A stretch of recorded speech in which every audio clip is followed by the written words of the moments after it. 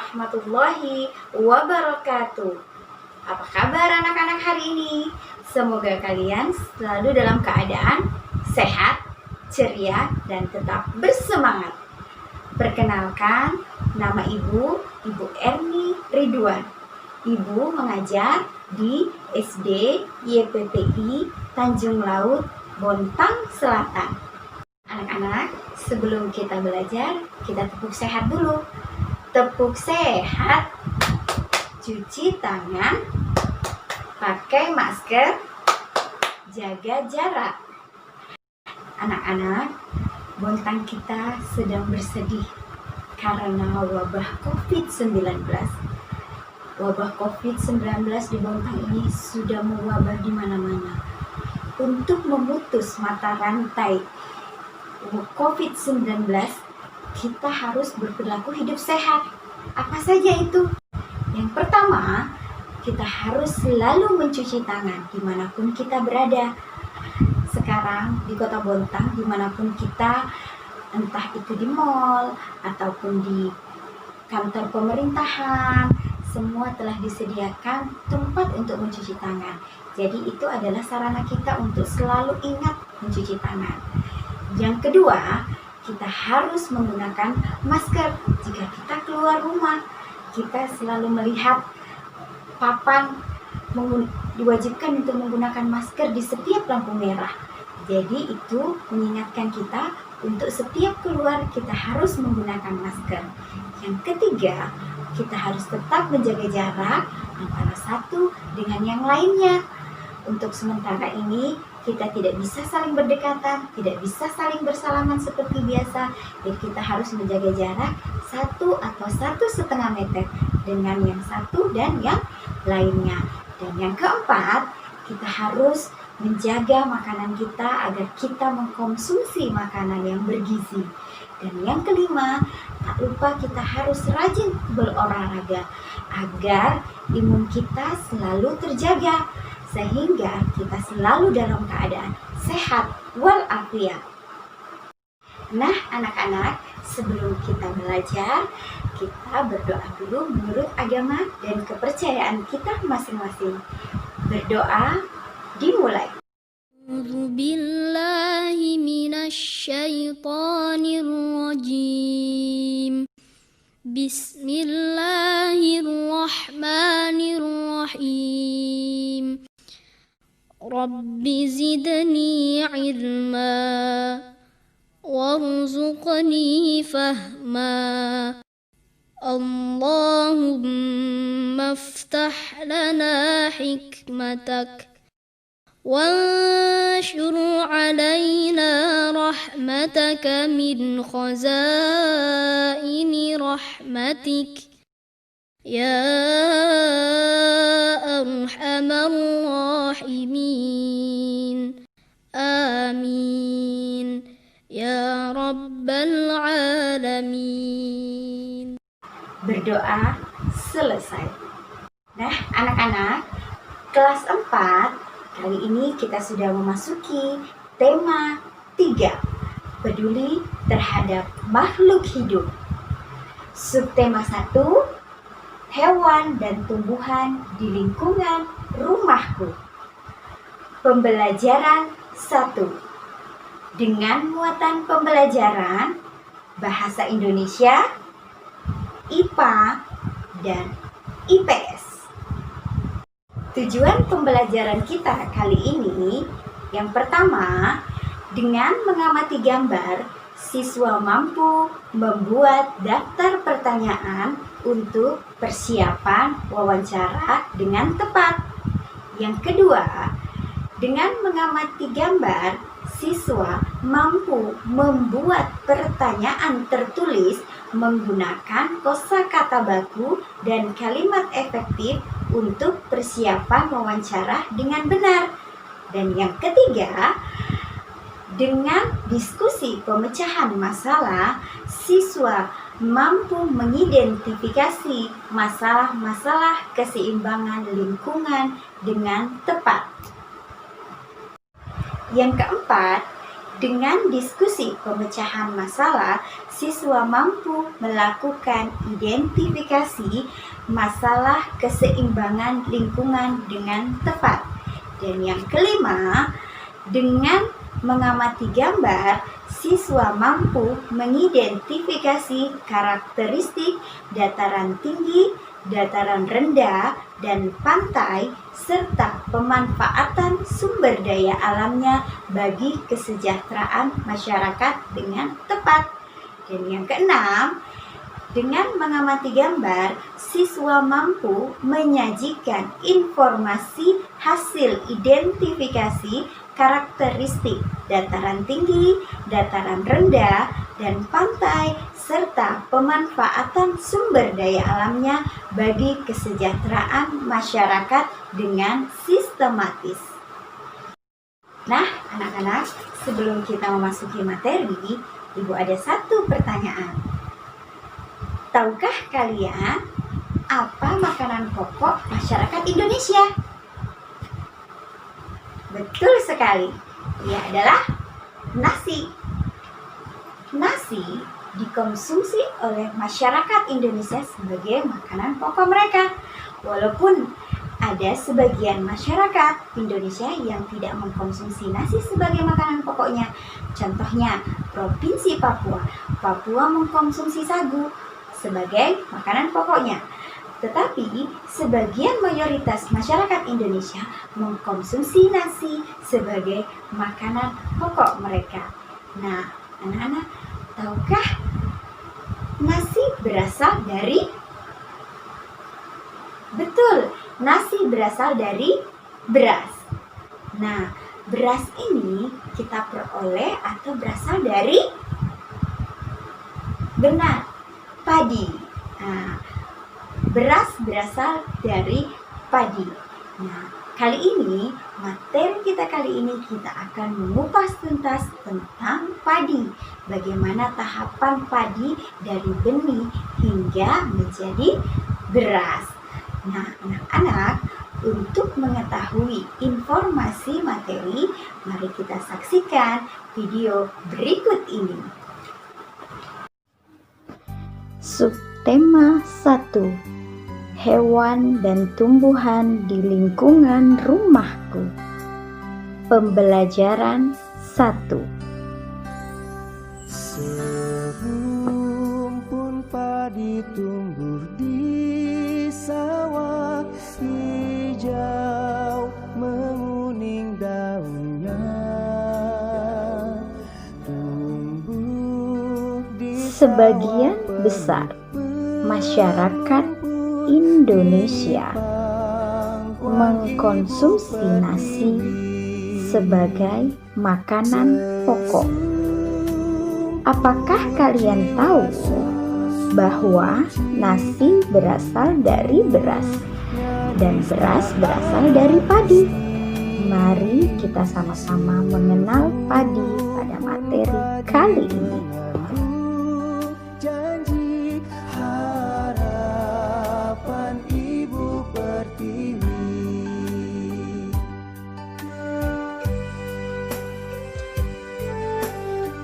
Tahukah kalian makanan yang paling banyak dikonsumsi masyarakat Indonesia? Mari kita baca informasi di bawah ini, pahamilah isinya dengan baik. Informasi yang pertama, padi adalah tanaman yang sangat penting di Indonesia. Padi menghasilkan beras. Banyak penduduk Indonesia yang mengonsumsinya. Padi dapat tumbuh di daerah panas dengan curah hujan tinggi. Daerah utama penghasil padi adalah Jawa Barat, Jawa Timur, Jawa Tengah, Sulawesi Selatan, dan Sumatera Utara.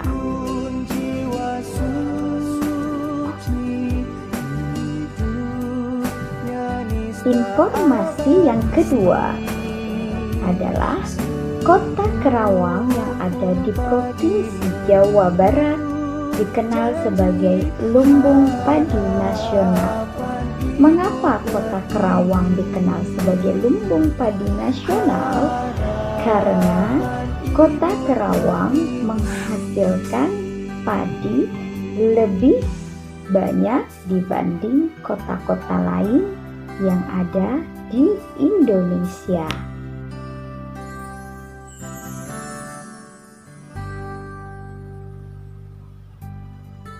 Informasi yang ketiga, pertumbuhan padi dibagi menjadi 3 tahap besar. Pertama, benih atau biji padi dimasukkan ke dalam karung goni dan direndam 1 malam di dalam air mengalir supaya perkecambahan benih bersamaan. Tahap kedua, selanjutnya benih-benih ditanam di lahan sementara. Bibit yang telah berkecambah hingga muncul ke permukaan. Bakal akar dan tunas berkecambah hingga muncul ke permukaan.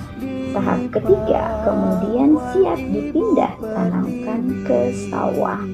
Mari kita sama-sama menyaksikan animasi pertumbuhan padi dalam 3 tahap besar. Proses pengolahan lahan sawah menggunakan traktor diesel seperti yang kalian amati. Selanjutnya proses perendaman benih ke dalam air. Benih setelah direndam selama 48 jam di dalam air akan keluar daun kecil seperti yang kalian saksikan. Setelah biji padi keluar daun kecil, saatnya proses penaburan bibit. Selanjutnya proses penanaman.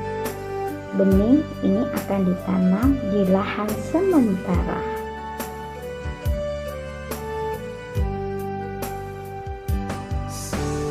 Serumpun padi tumbuh di sawah hijau. Proses penanaman harus sejajar dan rapi. Bibit yang telah siap dipindah tanamkan ke sawah, kita adakan proses pemupukan. Petani juga mengairi dan memberi pestisida dan pupuk pada tanaman ini agar padi dapat tumbuh dengan subur.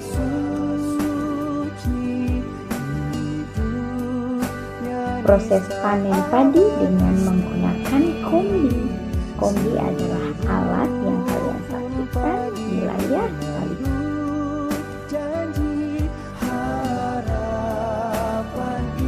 Tahap pertumbuhan padi berlangsung antara 110 hari hingga 130 hari.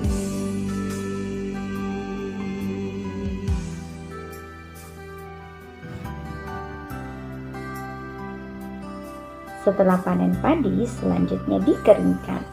Gabah adalah bulir padi yang terbungkus dalam sekam atau yang disebut kulit padi. Gabah ini yang nantinya akan dijadikan benih kembali. Proses terakhir pengolahan padi menjadi beras.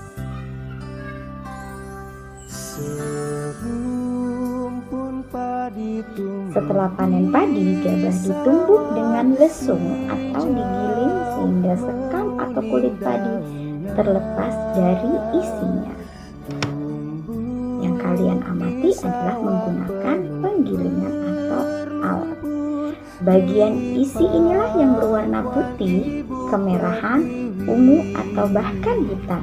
Itulah yang disebut dengan beras.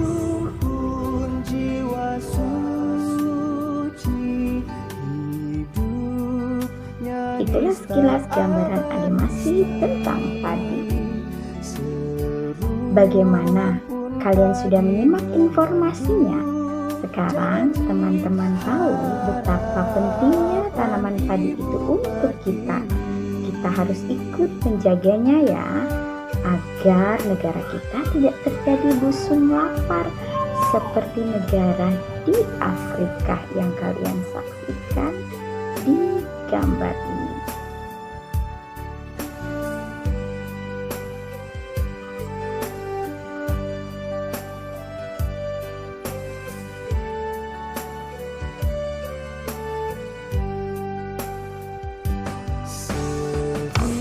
Karena padi sangat penting bagi kita, Berikut adalah beberapa cara untuk mempertahankan padi tetap dapat dinikmati masyarakat Indonesia.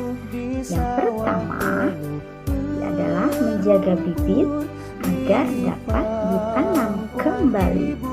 Yang kedua, menjaga lahan pertanian jangan sampai lahan digunakan untuk kebutuhan lainnya, misalnya dijadikan untuk mendirikan bangunan.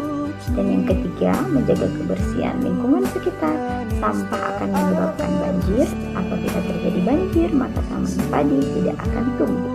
Yang keempat, saluran air dijaga agar tetap mengalir. Dan yang kelima, penggunaan beras yang tidak berlebihan. Jumlah penduduk yang meningkat akan meningkatkan kebutuhan yang besar terhadap padi. Penggunaan beras sesuai kebutuhan akan sangat membantu. Nah, anak-anak, bagaimana dengan informasi yang kalian tonton tadi? Apakah kalian menyimaknya? Nah, untuk lebih memahami informasi yang kita dapatkan tadi, mari kita menjawab pertanyaan berikut ini. Jawablah pertanyaan berikut ini. Soal yang pertama, apa isi bacaan di atas? Tahap pertumbuhan tanaman padi. Soal yang kedua, mengapa tanaman tersebut penting bagi masyarakat Indonesia? Karena sebagian besar masyarakat Indonesia mengonsumsi nasi sebagai makanan pokok. Pertanyaan ketiga, di mana tanaman tersebut dapat tumbuh? Padi dapat tumbuh di daerah panas dengan curah hujan tinggi. Pertanyaan keempat, berapa lama proses tanaman tersebut? Tahap pertumbuhan padi berlangsung antara 110 hari hingga 130 hari. Pertanyaan kelima, apa yang dimaksud dengan gabah?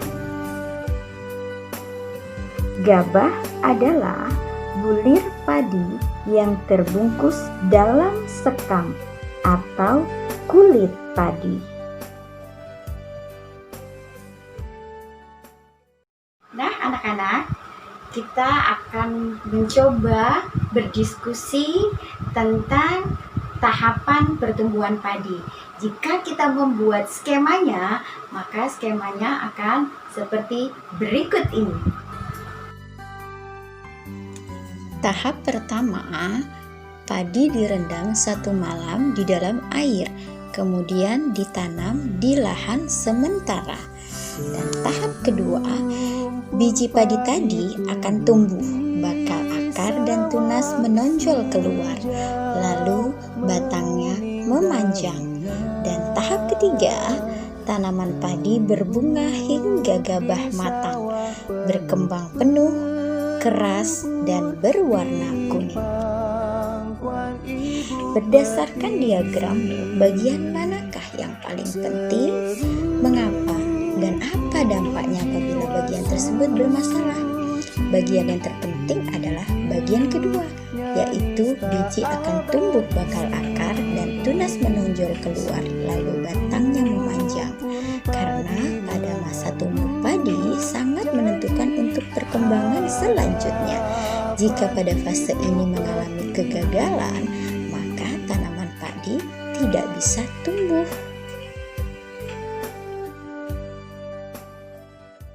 Nah, anak-anak, Ibu ada 3 gambar yang harus kalian amati. Gambar yang pertama, gambar yang kedua, dan gambar yang ketiga. Gambar yang pertama, apa yang kalian amati dari gambar ini?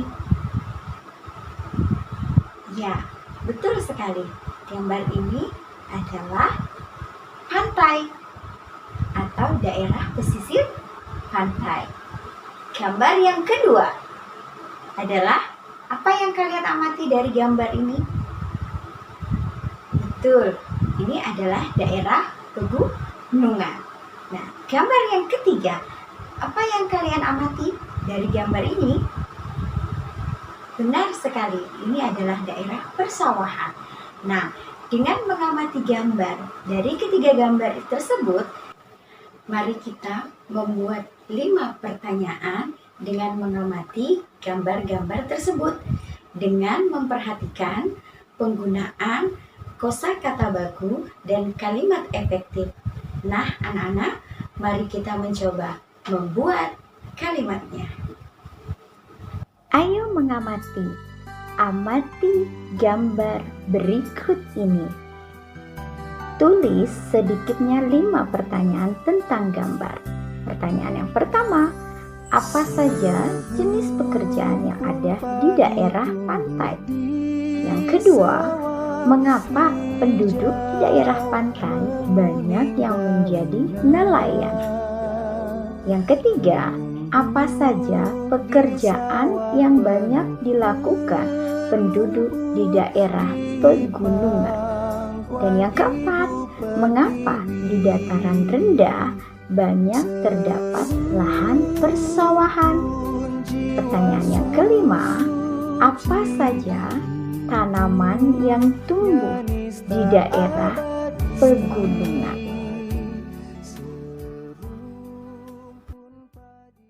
Nah, anak-anak, materi IPS kali ini kita akan membahas tentang karakteristik dataran tinggi, dataran rendah, dan pantai. Nah, agar kalian lebih memahami informasi tentang karakteristik tersebut, mari kita sama-sama menyaksikan video berikut ini. Ayo mengamati. Kali ini kita akan belajar tentang karakteristik alam dataran tinggi, dataran rendah, dan pantai.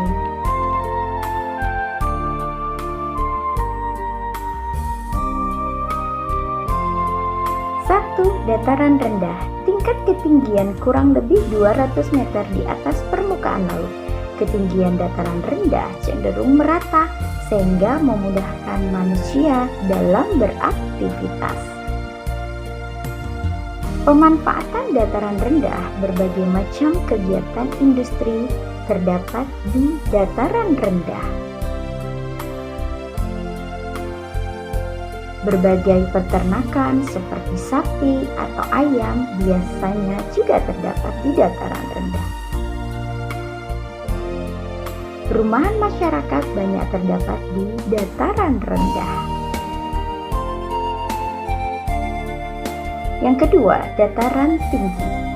Dataran tinggi adalah daratan dengan ketinggian lebih dari 500 meter di atas permukaan laut. Dataran tinggi memiliki udara yang sejuk dan tanah yang subur.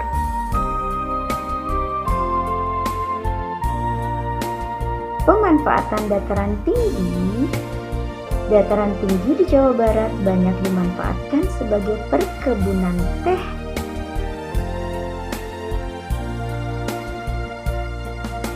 Dan masyarakat Dieng, Jawa Tengah memanfaatkan dataran tinggi dengan menanam berbagai jenis sayuran seperti kentang atau wortel.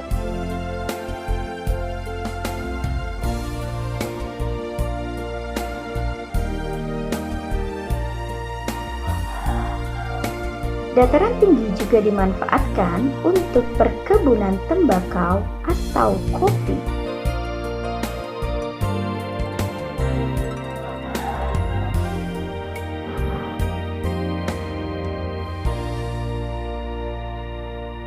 Selain dimanfaatkan untuk pertanian dan perkebunan, dataran tinggi juga dimanfaatkan sebagai tempat peristirahatan dan tempat rekreasi, seperti di Puncak Bogor.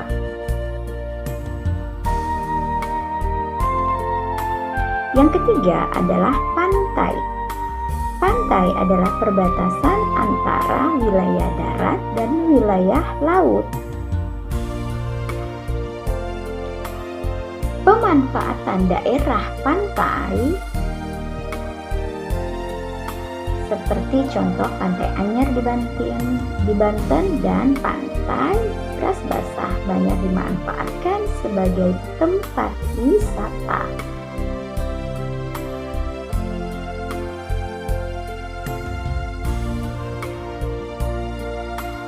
Pantai juga dimanfaatkan sebagai tempat berlabuhnya kapal laut pengangkut orang atau barang seperti di Pelabuhan Lokuan, Bontang. Pantai juga dimanfaatkan oleh penduduk setempat yang bermata pencarian sebagai nelayan, petani rumput laut, maupun petani garam.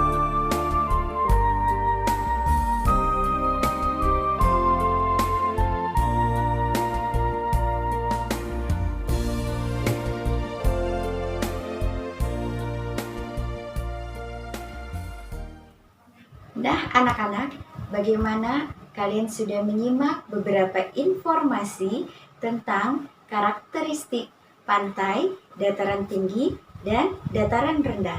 Tentunya kalian sudah bisa membedakan yang mana pantai, yang mana dataran tinggi, dan yang mana dataran rendah. Nah, kita akan mencoba mengisi tabel tentang karakteristik dataran tinggi, dataran rendah, dan pantai. Dilihat dari ciri-ciri, sumber daya alamnya, manfaatnya, dan mata pencarian penduduk di lokasi tersebut. Mari kita sama-sama mengisi tabel berikut ini. Hari ini kita akan mengisi tabel tentang perbedaan pantai, dataran tinggi, dan dataran rendah. Dilihat dari aspek ciri-ciri, sumber daya alam, manfaat, dan mata pencarian penduduk. Ciri-ciri pantai, berbatasan dengan laut. Ciri-ciri dataran tinggi, ketinggiannya 500 meter di atas permukaan air laut. Dataran rendah, ketinggiannya kurang dari 200 meter di atas permukaan air laut. Sumber daya alam di pantai itu ada ikan, rumput laut, dan kerang. Sedangkan sumber daya alam dataran tinggi ada tanaman sayuran dan buah-buahan. Dan sumber daya alam yang ada di dataran rendah, hewan ternak, sayuran, dan buah-buahan. Apa saja manfaat dari pantai? Pantai biasanya untuk objek wisata. Dan dataran tinggi dimanfaatkan sebagai tempat peristirahatan, objek wisata, dan perkebunan. Dataran rendah dimanfaatkan sebagai lahan pertanian, perkebunan, peternakan, dan industri. Mata pencarian penduduk di pantai banyak yang menjadi nelayan dan petani tambak. Dan mata pencarian penduduk di dataran tinggi banyak menjadi petani dan pekebun. Dan mata pencarian penduduk di dataran rendah didominasi oleh petani, karyawan, dan buruh. Itulah tadi tabel tentang pantai, dataran tinggi, dan dataran rendah yang kita sama-sama isi berdasarkan aspek ciri-ciri, sumber daya alam, manfaat, dan mata pencarian. Semoga bermanfaat bagi anak-anakku sekalian.